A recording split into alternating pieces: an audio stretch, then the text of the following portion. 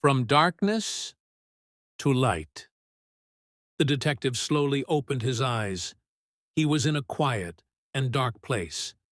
He didn't understand what was happening. He had a pain in his head. It was most likely a pain caused by a blow. The place he was in was freezing. The cold was affecting his veins. From time to time, a mouse could be heard. He raised his head and looked around to see if anything was visible. But nothing was visible in this darkness. He called out to see if the monk was with him, but he didn't get an answer from anyone. When he put his hand on his waist, he realized that he didn't have his gun. The cowboy hat on his head wasn't there either. He decided to sit on one side and wait to see what would happen. A few minutes later, he heard a noise outside. It sounded like two people were arguing about something, speaking in a strange language. One was shouting. The other was answering in a calm voice. The door opened and light came in. One of the men came in with a lamp and some food. He left the lamp inside. He handed the food to the detective and said, "Mr. Kane, eat your food right away. We'll take you away in half an hour." The detective hesitated. "I wonder if they want to poison me with food. But no, if they wanted, they could have killed me with a gun or something. These are the people who killed the chief of police. Why would they have mercy on me?" He started eating the food. After he finished, he saw that there were cigarettes and matches next to the food. And his favorite cigarette. Apparently, these guys know a lot about the detective. Yes, this is effective. They know their enemies well. But the detective doesn't know anything about them. This made him angry. He started thinking in the dark room. The events that had happened so far, the death of the police chief, his meeting with the rich businessman, why the victim's fingers were cut off, and the old monk. Why were these things being done, and who was doing it? All of this confused him a lot. He heard voices from outside again. The door was opened, and he was told to leave. He was accompanied by two people. They were quite tall and well-built people. Only their eyes were visible. These people did not speak at all. They walked calmly next to the detective. They were walking through a tunnel made of large stones everywhere. There were only torches inside. Finally, they came to the end of the narrow corridor. They came out into a large room. The torches were more here, so it was brighter inside. There were 5 people sitting inside. One of the men called out to Mr. Kane, "Please sit down." The detective sat down on the empty chair and started looking around. The men who brought him here left the room. The men inside had their faces covered, only their eyes were open. The room was very clean and designed like a king's palace. There were 5 swords on the table, 5 holy books in front of each of the 5 people. The detective realized that he was in a religious cult by looking at these. He wondered what would happen now. One of the men said, "Mr. Kane, we hope you will forgive us for the harsh treatment we showed you. We had to do it." The detective asked, "Why did you do it? Why did you commit all these murders?" The man replied, "We do not commit murder.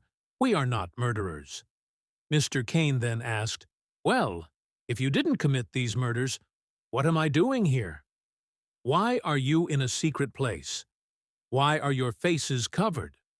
What is the explanation for these?" The man sitting at the front, Mr. Kane, replied, "We are people who are dedicated to truth and justice. All we want is for people to live in peace. We are a sect that has existed for exactly 400 years. 5 people who belong to 3 religions and believe in 5 holy books." The detective asked who you are. and what your purpose is. The man next to him started talking. 4 centuries ago, our ancestors and intellectual fathers came together. People who believe in God and the messengers he sent and their 5 holy books. Our common goal is to provide justice among people.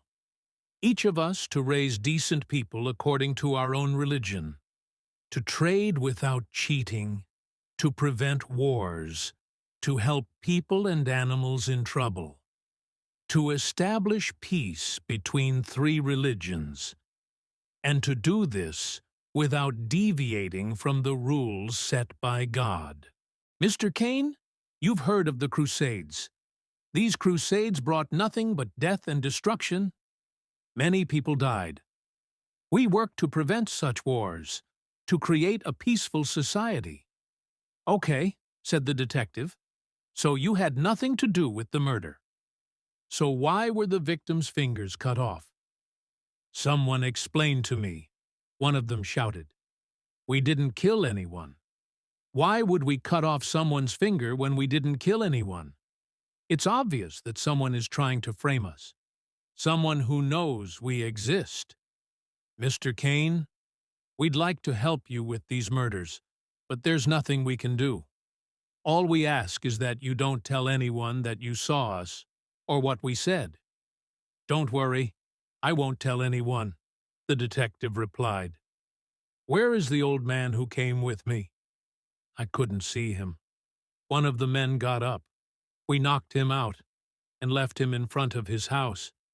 He worked with us years ago, but he betrayed us. He didn't want to work with us. So why didn't he tell anyone about you? He called out. The man next to him answered immediately. We don't see each other's faces. Our meetings are on different days of the month, at different times, and in different places.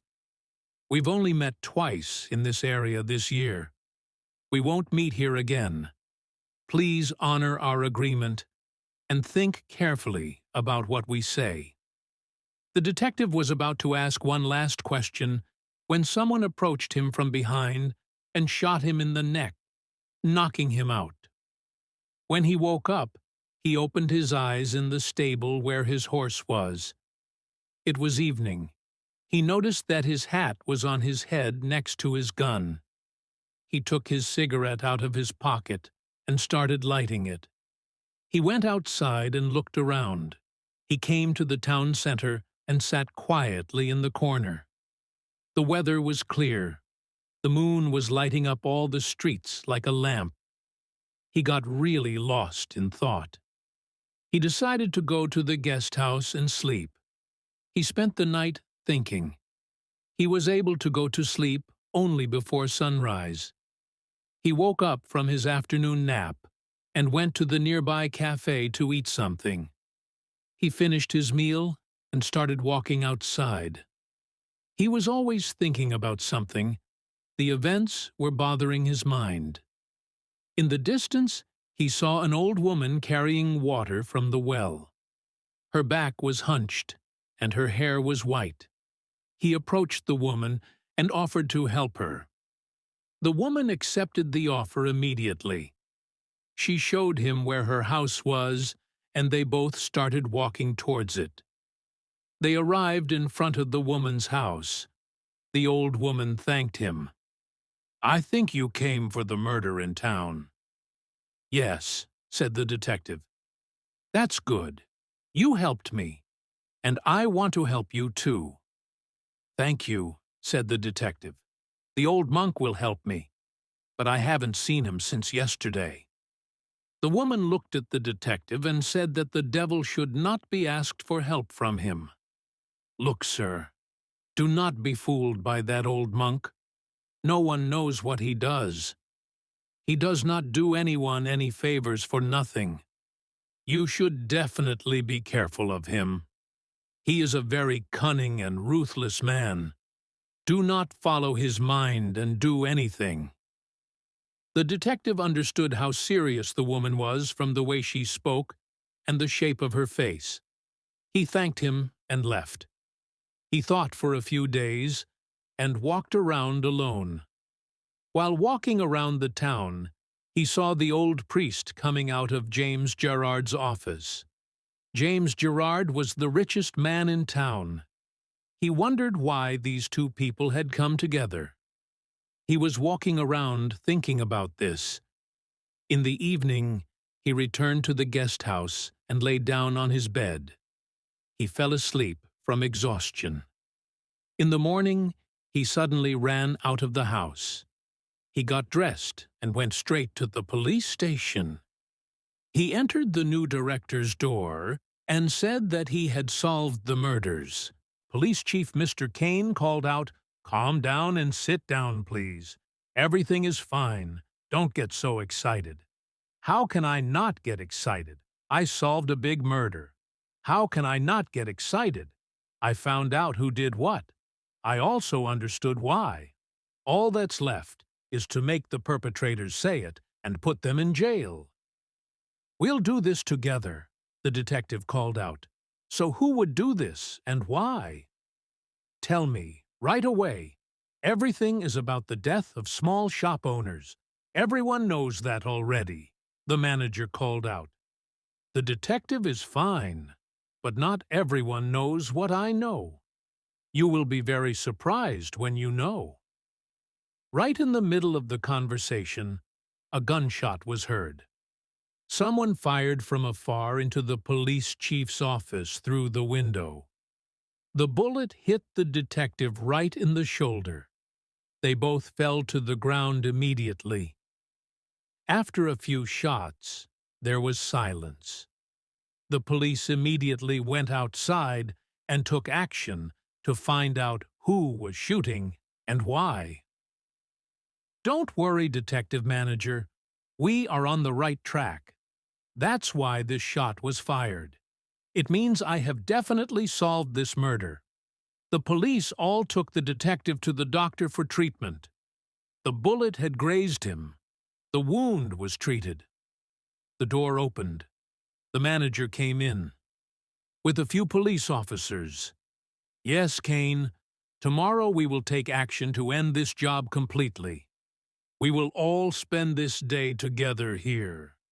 Don't forget to subscribe to the channel and like the videos for the rest of the story."